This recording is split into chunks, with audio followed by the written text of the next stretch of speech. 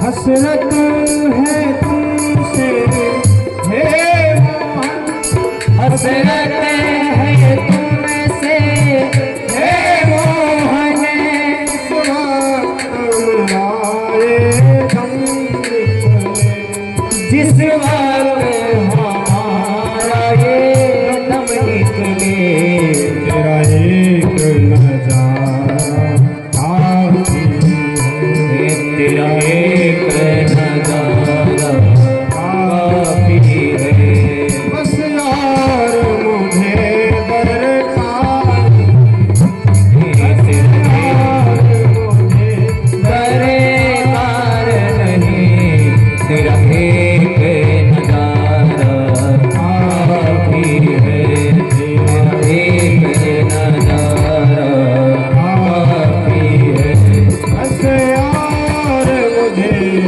सरकार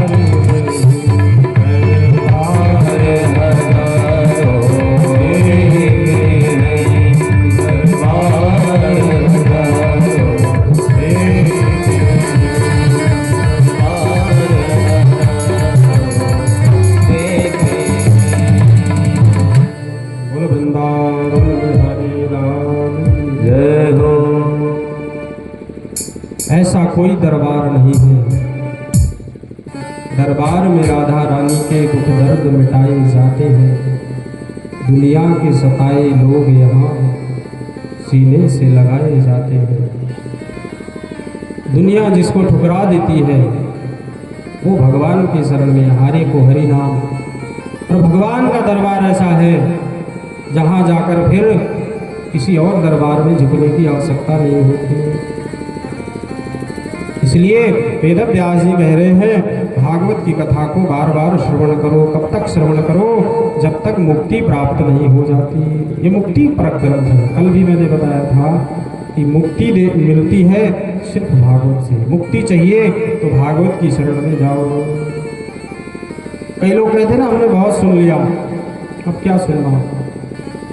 इसी बात को तुलसीदास जी कह रहे हैं, रामचरित जय सुनत अघान, रामचरित जय सुनत अघानी, रस विशेष जाना तीन नाहि, रस विशेष जाना तीन नाहि, जिन हरि कथा सुनी नहीं काना, जिन हरि कथा सुनी नहीं काना, श्रवण रंद्र भवन समान, श्रवण रंद्र भवन समान,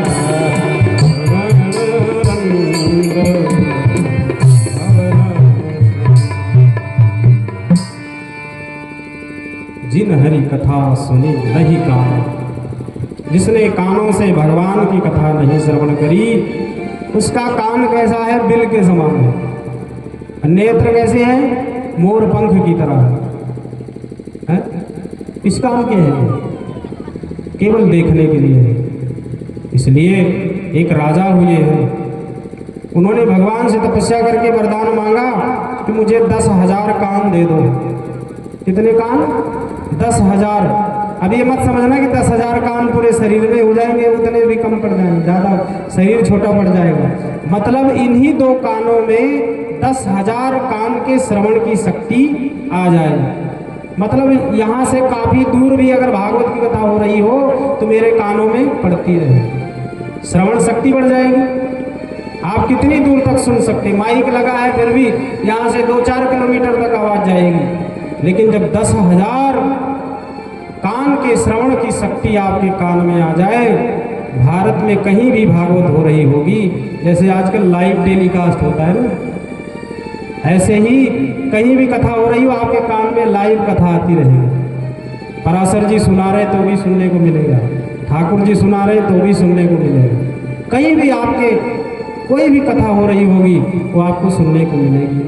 फिर भी कह रहे हैं उसका मन कभी भरे ना, कभी ये ना कहे कि हमने बहुत सुन लिया, अब क्या सुनना, वही रामायण है, वही भागवत है। इसलिए ग्रंथ हमें बार बार चेतावनी देते हैं, रामचरित जे सुनत अघाई। जो सुन करके कह दे, अघाई मतलब पेट भर जाए कि अब मैंने बहुत सुन लिया, रस विशेष जाना तिन नाहि। इसका मतलब अभी उसने भगवान के बारे में कुछ नहीं जाना। हमेशा ये बोलो अभी तो हमें कुछ भी नहीं पता, हमने अभी क्या श्रवण किया, कुछ भी नहीं श्रवण किया, अभी तो हमें बहुत सुनना है। जीवन पर्यंत कब तक सुनना है? जब तक मुक्ति नहीं मिल जाएगी, जब तक भगवान नहीं मिल जाएंगे, तब तक हमें कथा का श्रवण करते रहना है। आगे कहते हैं, पुंसाम एकांत श्रेयस तन्मे संस्तिर महर्षि सूत जी शौनकादियों से 6 प्रश्न करते हैं। इसी 6 प्रश्न के ऊपर श्रीमद् भागवत चलती है। क्या प्रश्न है? पहला प्रश्न है, प्राणी मात्र का कल्याण कैसे हो? हर प्राणी यही चाहता है ना मेरा कल्याण हो। दूसरा प्रश्न है, शास्त्र बहुत है लेकिन मनुष्य के पास समय बहुत कम है, तो क्या श्रवण करें? श्रवणीय कौन है? तीसरा प्रश्न है, भगवान यदि सब जगह है, जगदीश्वर है, तो अवतार क्यों लेते हैं? बैठे बैठे वैकुंठ से रावण को मार सकते हैं भगवान, तो अवतार लेने की क्या हो सकता है? और चौथा प्रश्न है, यदि भगवान ने अवतार लिया तो भगवान के कितने अवतार हुए? कोई कहता है 10 अवतार, कोई कहता है 20 अवतार। आज भागवत में आपको श्रवण करने को मिलेगा कि भगवान के कुल कितने अवतार हुए। ये प्रश्न है, कहाँ कहाँ किस किस रूप में प्रभु का अवतार हुआ। जीवन का परम लक्ष्य क्या है? बहुत पैसा कमा लेना, बहुत धन कमा लेना, बहुत प्रतिष्ठा कमा लेना, यही जीवन का लक्ष्य नहीं है। जीवन का लक्ष्य क्या है? और छठा प्रश्न है, भगवान धर्म की स्थापना के लिए आते हैं, पर धर्म की स्थापना करके जब प्रभु चले जाते हैं तो धर्म किसकी शरण में जाता है? भगवान तो चले गए, धर्म की स्थापना कर दिए, रावण को मार दिए, कंस को मार दिए, फिर धर्म किसकी शरण में जाता है? ये छठा प्रश्न है। इसी 6 प्रश्न के ऊपर पूरी भागवत चलती है। पूरी भागवत कथा इन्हीं 6 प्रश्नों के उत्तर में 7 दिन तक चलती है। किम श्रेया शास्त्र साराह का स्व अवतार प्रयोजन किम कर्म कि अवतारस्य धर्म कम शरणम गता। ये 6 प्रश्न हैं। जब भगवान चले जाते हैं तो धर्म किसकी शरण में जाता है? यम यम व्रजन्तमनुपेतमपेत कृत्यम द्वैपायनो विरह कातरया जुहाव पुत्रेति तन्मयतया करोभिनेदुस्तं सर्वभूतहृदयं मुनिमानतोऽस्मि। यस्यानुभावमखिलं श्रुतिसारमेकम् रूपमतितीर्षवतमोऽन्ध्यं संसारिणां करुणया पुराणगुह्यं तं व्याससूनमुपयामि। ये भागवत की श्लोक है ना, रसमय है, जैसे रामायण की चौपाई है ऐसे ही इनका भी गान करते हैं। इसका सबसे बढ़िया गान किसने किया? सुखदेव जी ने। जब परीक्षित को श्राप लगा, राजा परीक्षित गंगा के तट पर पहुंचे हैं, उस समय सुखदेव जी इन्हीं श्लोकों का गान करते हुए आ रहे थे और केवल सुखदेव जी ने सिर्फ परीक्षित को ही कथा सुनाई, किसी दूसरे जजमान को कथा नहीं सुनाई। जैसे एक वक्ता होता है तो जीवन में बहुत सारे जजमानों को कथा सुनाता है, पता नहीं कितने यजमानों को जीवन पर्यंत जब से शुरू करता है और मरते दम तक ये ऐसी कथा है जो कभी छूटती नहीं है। एक चौपाई है ना, आवत यही सर अति कठिनाई, आवत यही सर अति कठिनाई, राम कृपा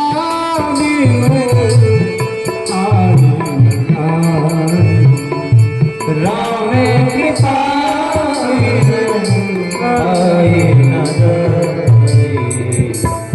आवत यही सर अति कठिनाई, राम कृपा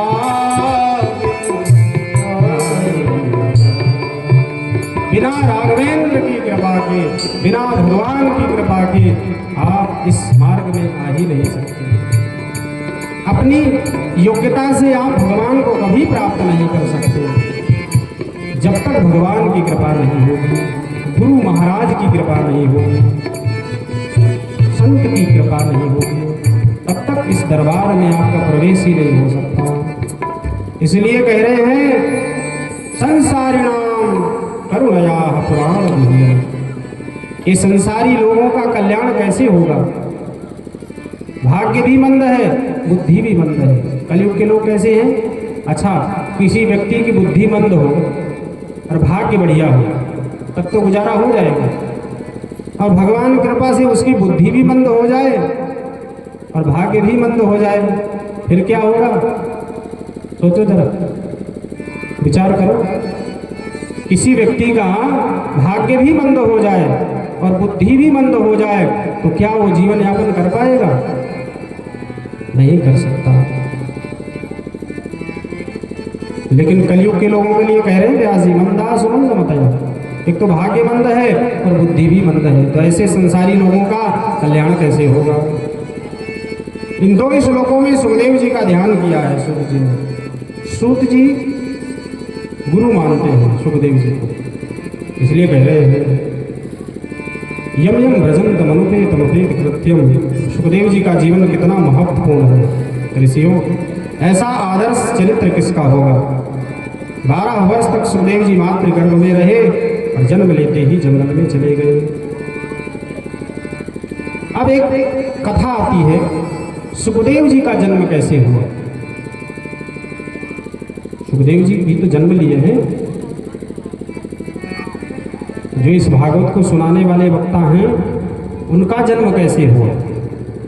तो उनके जन्म की कथा ऐसी है। एक बार कैलाश पर्वत पर ऐसी कथा है, माता पार्वती को भगवान शंकर अमर कथा सुनाने के लिए उपस्थित हुए, और अमर कथा ऐसे नहीं सुनाई। कैलाश पर्वत पर भगवान भोलेनाथ माता पार्वती जी के साथ विराजमान हैं। उसी समय वहां देवर्षि नारद जी का आगमन हुआ। ये नारद जी है ना, घर में फूट डालने वाले हैं। नारद जी जिस घर में जाते हैं वहां लड़ाई जरूर करवाते हैं, और नारद जी जिसको मिल जाते हैं उसको भगवान का दर्शन भी जरूर होता है। ब्रजवासी तो कहते हैं नारद, जिसकी कभी बात रद्द ना हो वो नारद। नारम ज्ञानम ददाति इति नारद, जो ज्ञान देते हैं, और जिसको नारद जी मिले उसको भगवान अवश्य मिलते हैं, गारंटी। ध्रुव जी को नारद जी मिले, उनको भगवान मिले। प्रहलाद जी को नारद जी ने गर्भ में ही ज्ञान दिया था, उनकी माता के यहाँ उनको कथा सुनाते थे, तो उनको भी भगवान मिले। जिसको नारद जी मिले उसको भगवान अवश्य प्राप्त हुए। तो नारद जी कहाँ पहुँचे? कैलाश पर्वत पर। नारद जी जाएं और लड़ाई ना हो घर में, ऐसा हो नहीं सकता। नारद जी पहुँच गए, माता पार्वती जी थी उस समय कैलाश पर्वत पर। भोले बाबा समाधि में बैठे थे, भजन कर रहे थे। नारद जी पहुँच गए, माता पार्वती ने स्वागत किया। बाबा कैसे पधारे? बोला बहुत दिन हो गए थे, आपके दर्शन नहीं हुए, सोचा आज माता के दर्शन कर लेते हैं।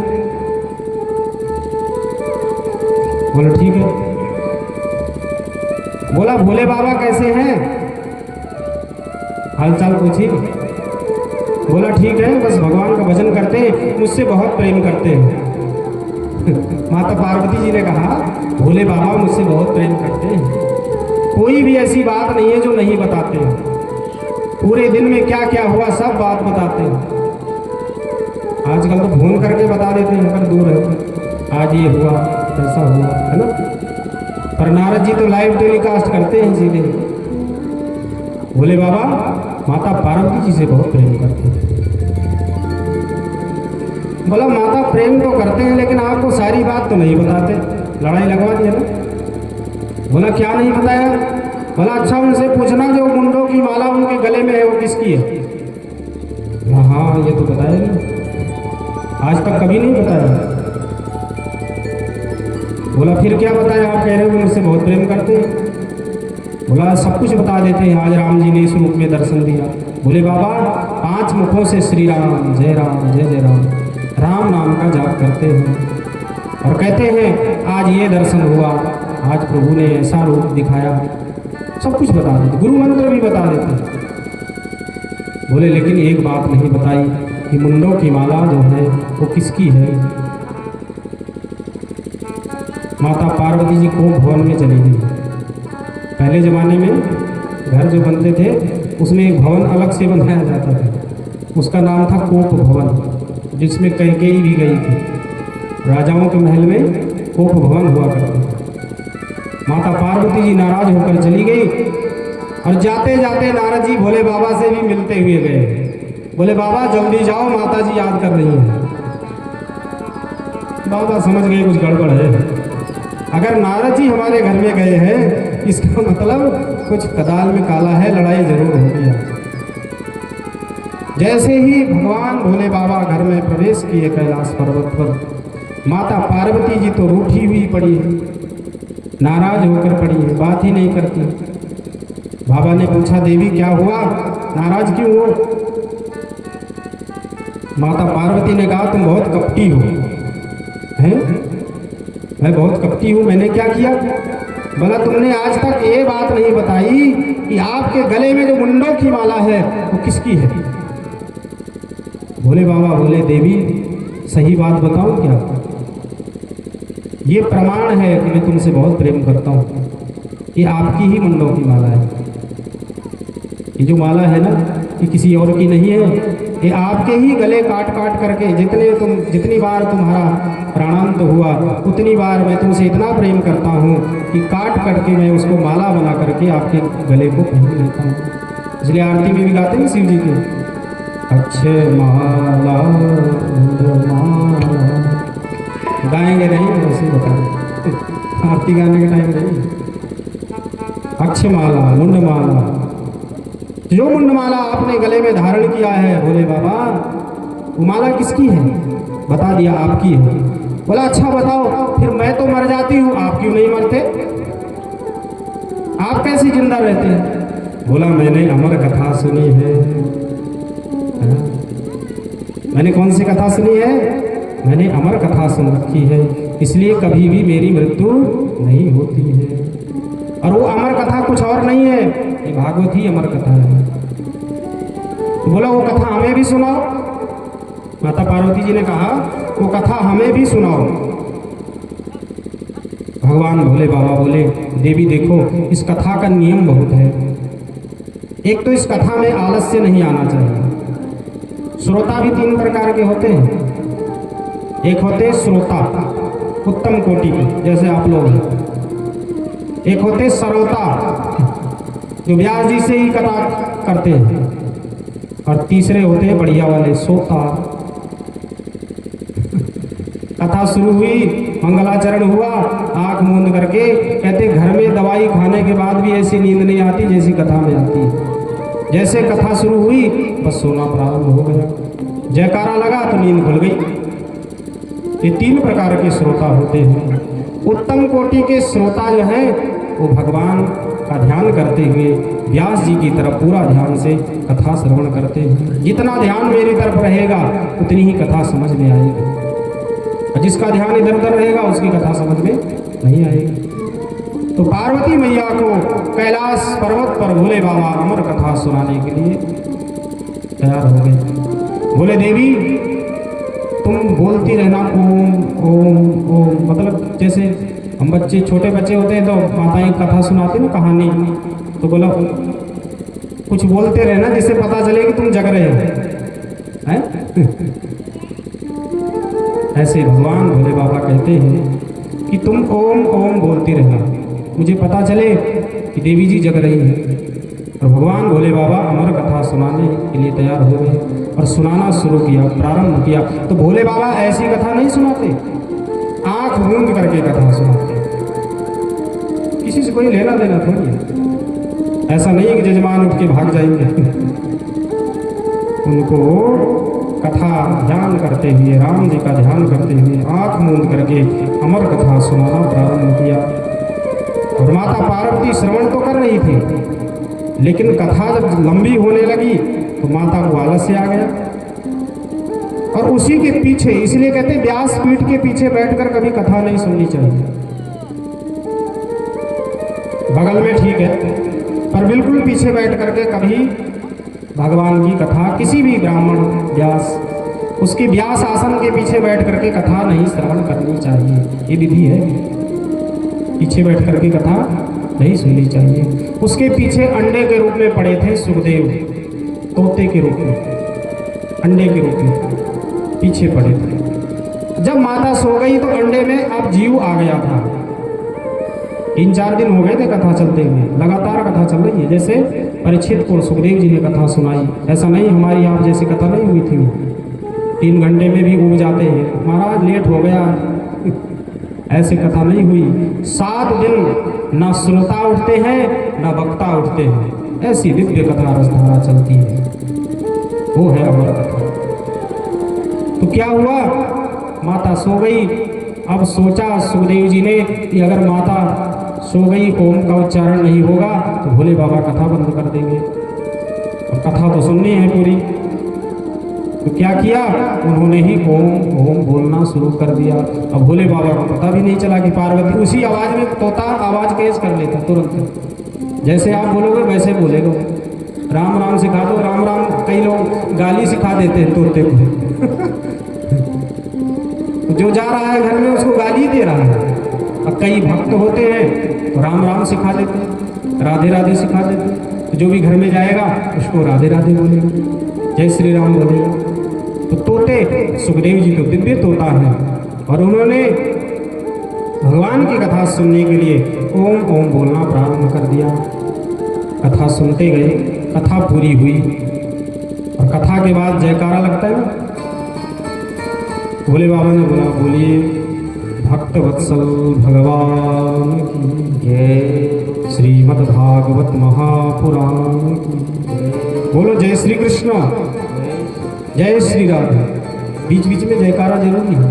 जय जय श्री राधे, दोनों हाथ उठाकर बोलो जय जय श्री राधे। ऐसा जब जयकारा बोला तो माता की नींद खुल गई। माता जी बोली फिर क्या हुआ, यहाँ तक सुनी, वहां से आगे बोले क्या हुआ। भोले बाबा बोले कथा तो पूरी हो गई, कथा तो पूरी हो गई, मैंने तो सुनी नहीं, मैंने तो यहाँ तक सुनी वहां तक बताया। बोले फिर ओम ओम कौन बोल रहा था। पीछे देखा तो सुखदेव जी अंडे के रूप में थे। अब जीव बन चुका था, सुखदेव जी तोते के रूप में, और क्रोध आ गया शिव जी को। बोला व्यासपीठ के आगे बैठ करके कथा सुननी चाहिए, ज्ञान हमेशा नीचे बैठकर और आगे बैठ करके श्रोता बन करके तब कथा सुननी चाहिए, तभी ज्ञान ग्रहण होगा। इसलिए प्रसंग आता है महाभारत में, जब युद्ध में युधिष्ठिर को विजय प्राप्त हो गई तो भगवान श्री कृष्ण ज्ञान देना चाहते थे युधिष्ठिर को, लेकिन उन्होंने ज्ञान नहीं दिया, क्योंकि युधिष्ठिर कृष्ण को छोटा भैया मानते थे और अर्जुन को श्रद्धा थी, इसलिए अर्जुन को पूरी गीता भगवान ने सुना दिया। और युधिष्ठिर को लेकर के कहाँ गए? पकी दाढ़ी वाले के पास, भीष्म पितामह के पास। कहते जब तक आपके अंदर गुरुता नहीं आएगी तब तक ज्ञान प्राप्त नहीं होगा। इसलिए व्यास को व्यक्ति मत समझो। व्यासाय विष्णु रूपाय व्यास रूपाय विष्णवे। व्यास ही भगवान है, भगवान ही व्यास है। यहाँ मैं नहीं बोल रहा हूँ, इस वक्ता जो भी वक्ता बैठता है व्यासपीठ पर वो भगवान ही उसके रूप में आकर बोलते। किसी की सामर्थ्य नहीं है यहाँ बैठ करके एक शब्द भी बोल पाए, जब तक भगवान की कृपा नहीं होगी। तो भगवान को, माता पार्वती जी को भोले बाबा कहते हैं इसने अपराध किया है, मैं इसको दंड दूंगा। किसको? सुखदेव जी को। और त्रिशूल लेकर के पीछे पड़ गए। किसके? सुखदेव जी। और सुखदेव जी तोते के रूप में वहां से भागे। ये अमर कथा सुन करके।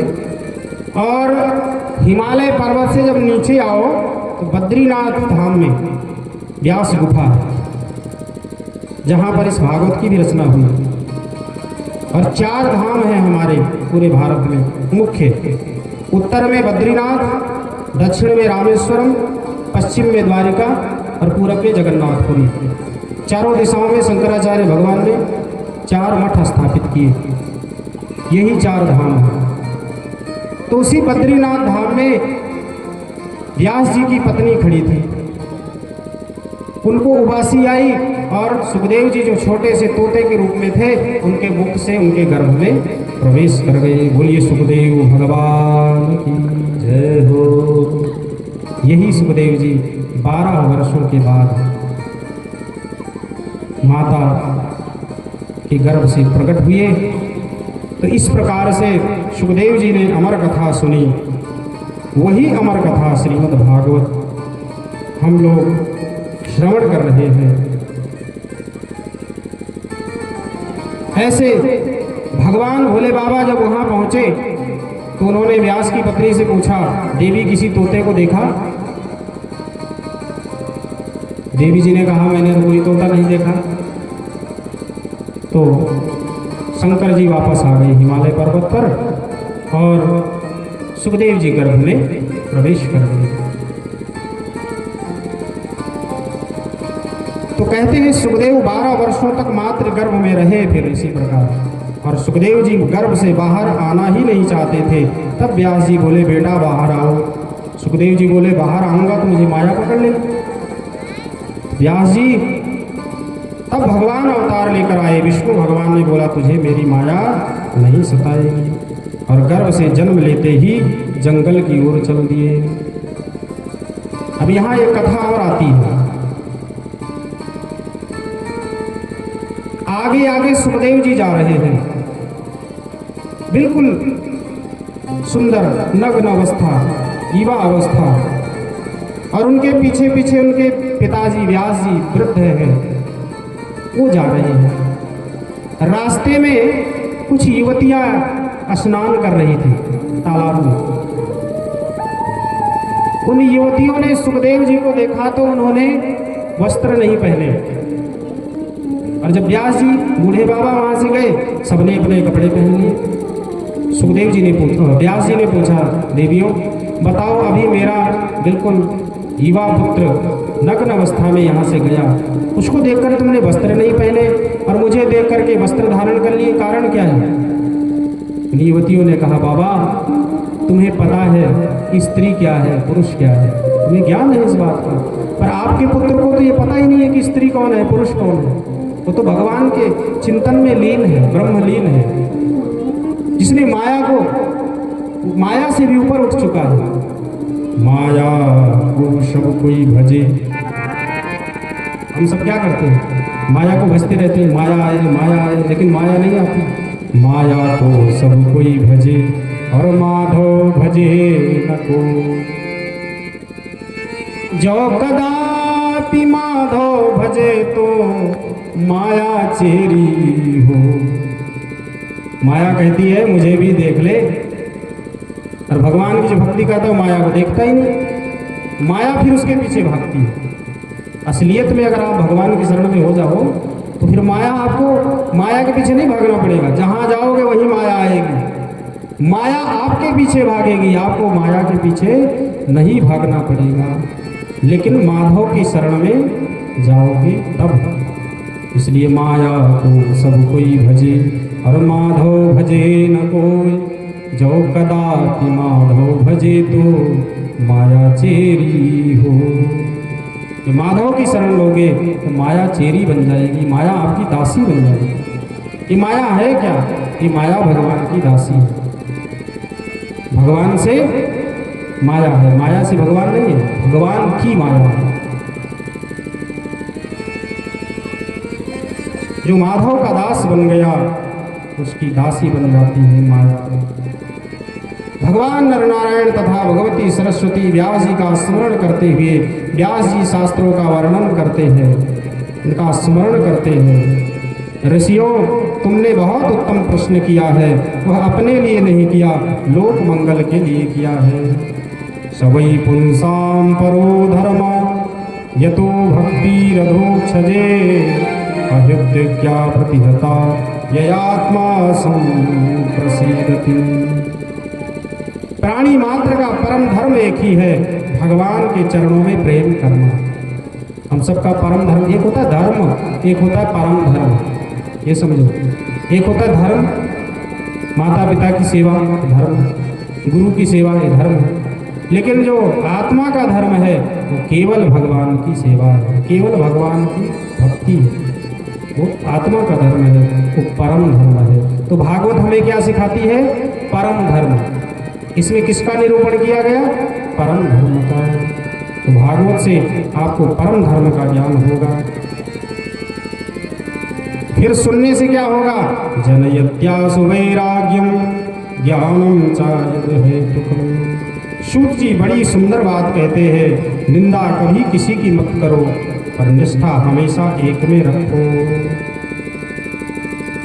निंदा किसी की मत करो। एक माता जी थी, बुजुर्ग माता थी, तो जहाँ जाती थी, जिस वक्ता की कथा सुनती थी उसको गुरु बनाते थे। वो गुरु बेचारे ज़्यादा दिन टिकते नहीं थे, चल बसते थे। जिसके पास जाती उसको गुरु बनाती, वो राम नाम सत्य हो जाते। कोई हमारे जैसे एक युवा वक्ता थे, उनके पास गई, बोला गुरुजी आपकी कथा बहुत अच्छी लगी, हम आपको गुरु बनाना चाहते हैं। बोले माता जी आप मुझे गुरु ना ही बनाओ तो अच्छा है, क्योंकि आप जिसको गुरु बनाती है वो चला ही जाता है, तो हम अभी थोड़ा दिन संसार में रहना चाहते हैं। इसका मतलब मेरे कहने का ये है, विनोद की बात है कि एक में निष्ठा रखो, गुरु कभी नहीं मरता है, गुरु एक ही बनाओ, निष्ठा एक में रखो, इष्ट एक को बनाओ। भगवान भी ऐसे, हम ठाकुर जी के भक्त हैं तो शिव जी की निंदा नहीं, हम माता जी के भक्त हैं तो ठाकुर जी की निंदा नहीं। निष्ठा एक में और सम्मान सबका, ये सिखाती है श्रीमद् भागवत। कई लोग होते हैं ना, भटक जाते हैं, किसकी पूजा करें किसकी ना करें। मंदिर में जाते हैं, कितने देवी देवता होते हैं, ठाकुर जी भी हैं, राम जी भी है, माता जी भी है, भोले बाबा भी एक तरफ विराजमान है। अब किसको प्रसाद चढ़ाएं किसको ना चढ़ाएं, कंफ्यूज हो जाते हैं ना भगत लोग। पुजारी जी को बोलेंगे भोग लगा दो, पूछते हैं किसको लगाएं, माता जी को लगाएं, ठाकुर जी को लगाएं, राम जी को लगाएं। तो जिसकी जिसमें श्रद्धा है वो कहते भैया हनुमान जी को लगा दो, हनुमान जी के भगत हो। अब कई लोग हैं सोचते हैं कि एक को लगा दिया दूसरे नाराज ना हो जाए, पर ऐसा नहीं है। एक को भी लगा दिया, सबको प्रणाम कर लिया तो सब खुश हो जाते। यही सनातन धर्म है, मतलब प्रणाम सबको और निष्ठा एक में। यही सिखाती है भागवत। ये नहीं सोचना कि इतने देवी देवता हैं तो एक नाराज हो जाएगा, उसकी पूजा नहीं किया तो वो नाराज हो जाएगा। यही बात कह रहे हैं कि निष्ठा एक में रखो और सम्मान सबका करो। एक ही साधे सब सधई, कि सब साधे सब जान। एक की पूजा करने से सबकी पूजा हो जाती है। इसलिए श्री कृष्ण के चरणों में अपने मन को लगाओ। अनन्यास चिंतयन्तो ये मामे जनः पर्युपासते तेषां नित्याभियुक्तानां योगक्षेमं महम्यहम्। भगवान श्री कृष्ण अर्जुन को कहते हैं, अर्जुन तो सब कुछ छोड़कर मेरी शरण में आ जा। अहम त्वां सर्वपापेभ्यो मोक्षयिष्यामि मा शुचः। मैं तेरे सारे पापों को नष्ट कर दूंगा। अर्जुन को वियोग हुआ, विषाद हुआ, मैं इनको मारूंगा, ये मेरे चाचा जी हैं, मेरे ताऊ जी हैं, इनको मार करके मुझे स्वर्ग की प्राप्ति, मेरी पृथ्वी की प्राप्ति होगी, मुझे नहीं करना ऐसा। भगवान बोले, मैं कह रहा हूँ मारो, तुझे करना ही पड़ेगा। अर्जुन को पहले विषाद हुआ और युधिष्ठिर को बाद में विषाद हुआ, यही फर्क है। अर्जुन को पहले विषाद हुआ, इसलिए भगवान ने ज्ञान दिया, कर्म करने से पहले सोचो इसका परिणाम क्या होगा। युधिष्ठिर ने सब कुछ कर दिया, फिर रोने लगे कि अब मैंने इनको मार दिया, अब मैं इस पे गद्दी पे नहीं बैठूंगा।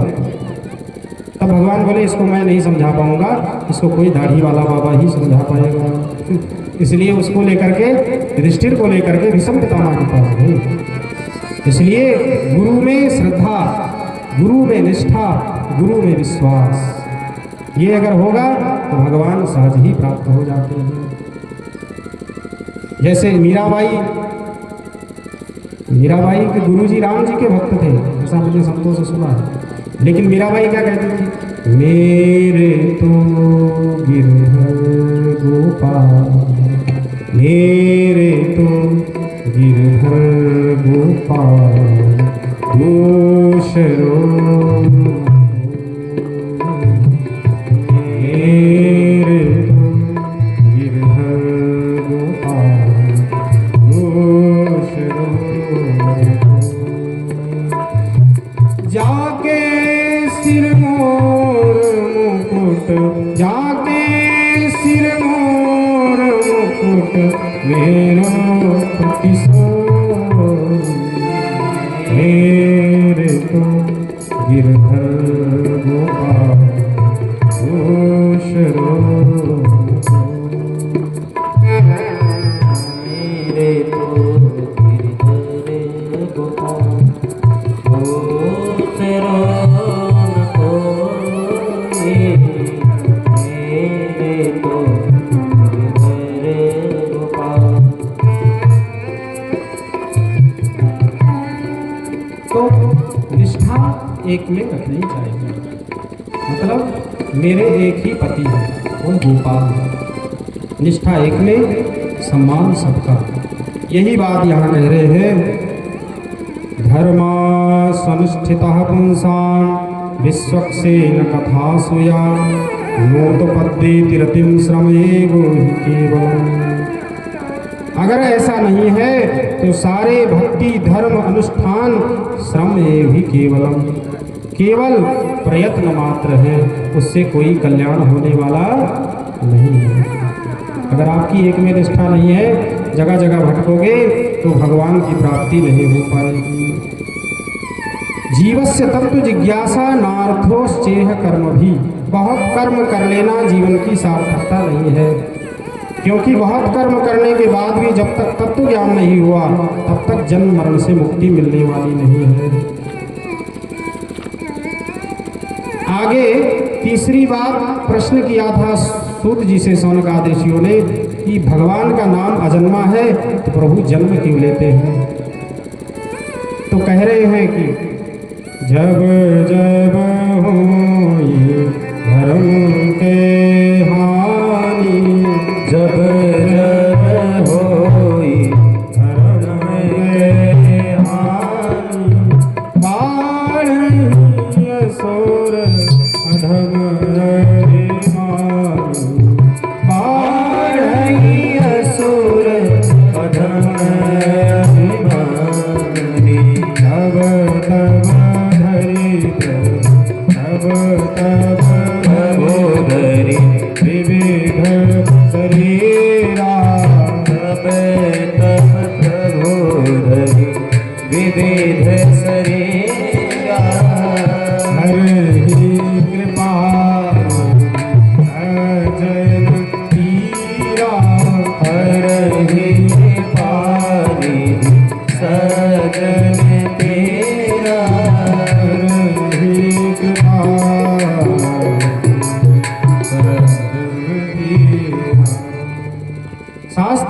परिप्रेक्ष्य में देखें तो भगवान के कुल 24 अवतार। टोटल कितने अवतार हैं? 24। पहला अवतार है सनक, सनंदन, सनातन, सनत कुमार। दूसरा अवतार है वाराह अवतार।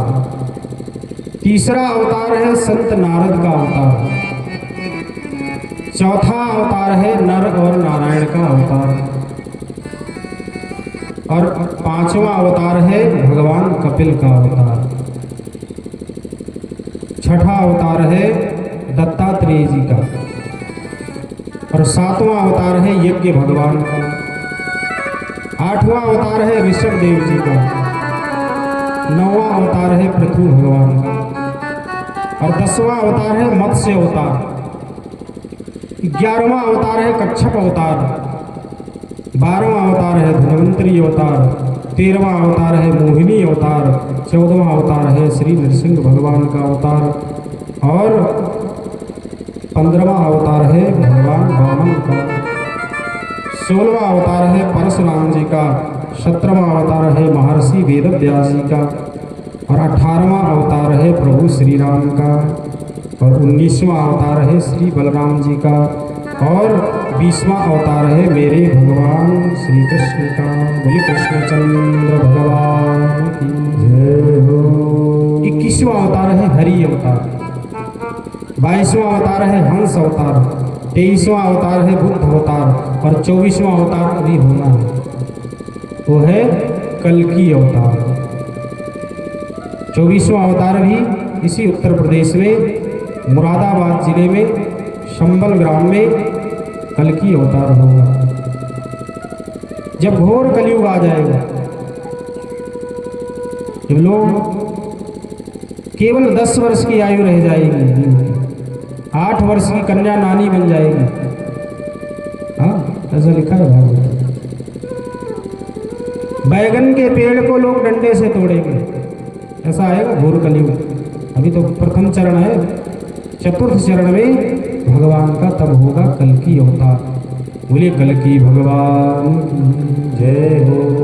और भगवान इस बार मुरली लेकर नहीं आएंगे, ध्यान रखना। इस बार भगवान तलवार लेकर के आएंगे, क्योंकि अधर्म बहुत बढ़ गया है।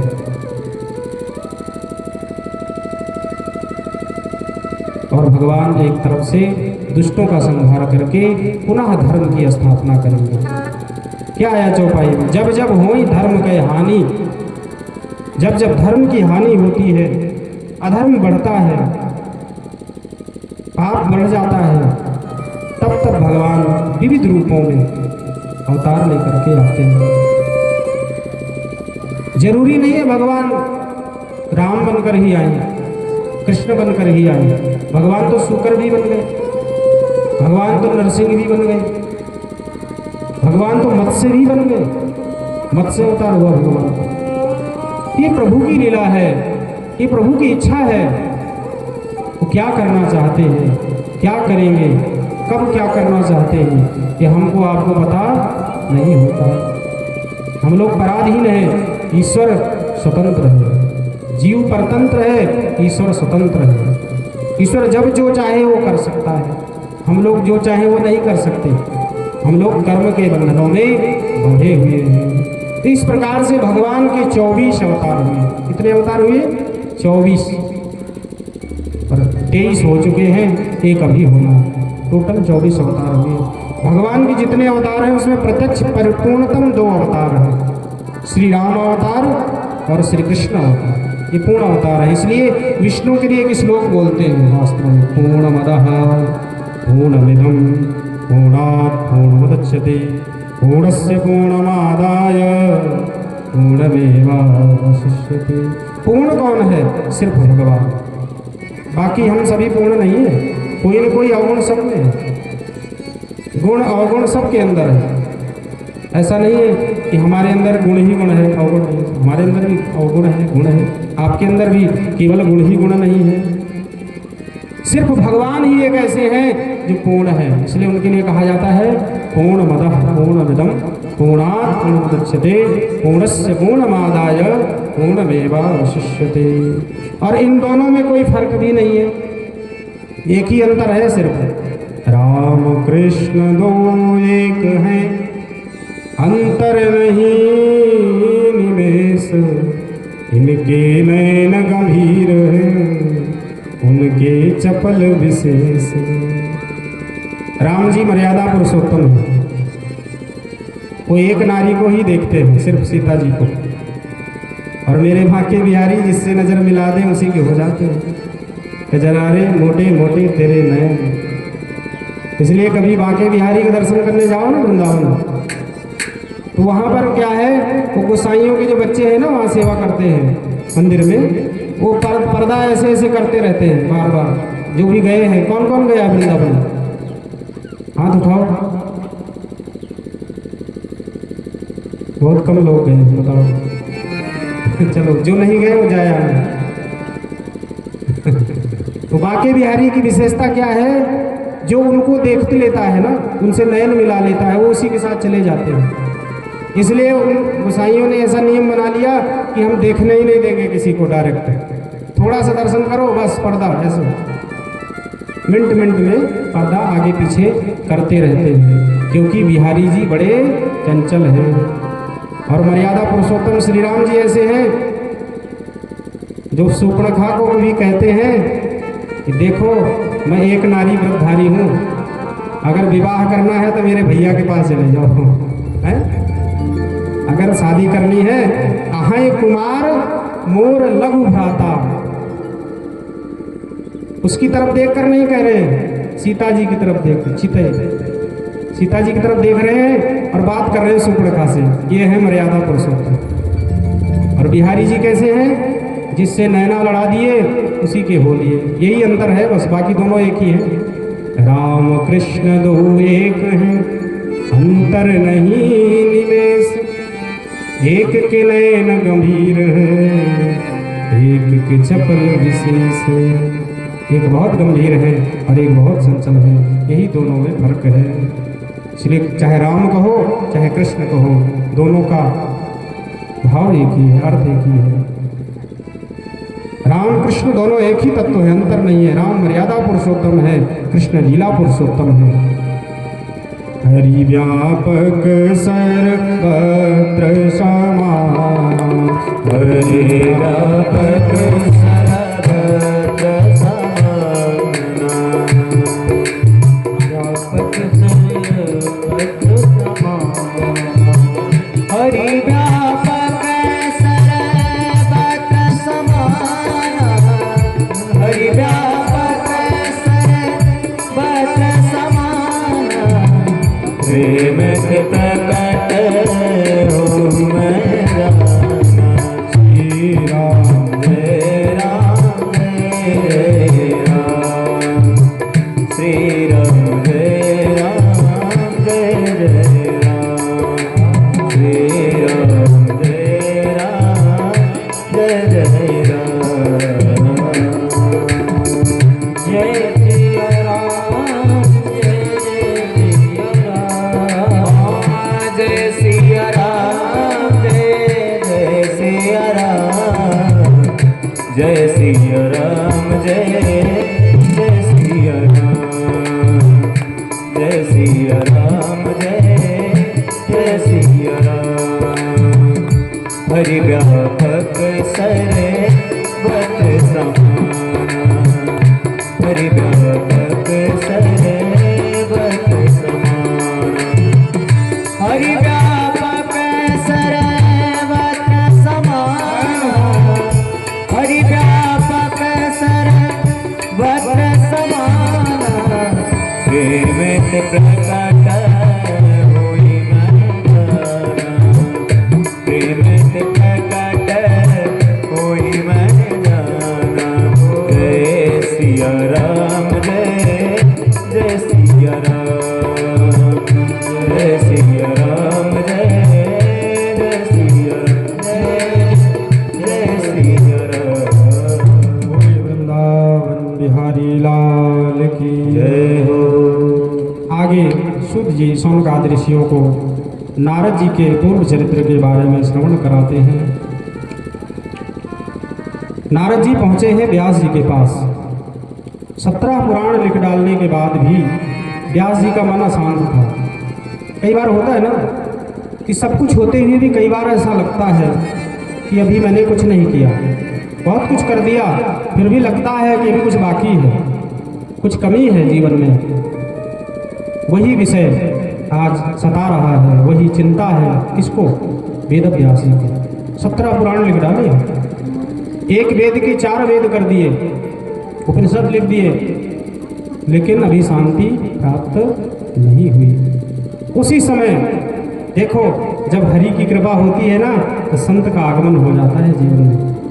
तिवारी जी, बिनु हरि कृपा मिले नहीं संता, बिनु हरि कृपा मिले नहीं संता, बिनु हरि कृपा मिले नहीं संता। नारद जी का आगमन हुआ। श्रीमन्नारायण नारायण, श्रीमन्नारायण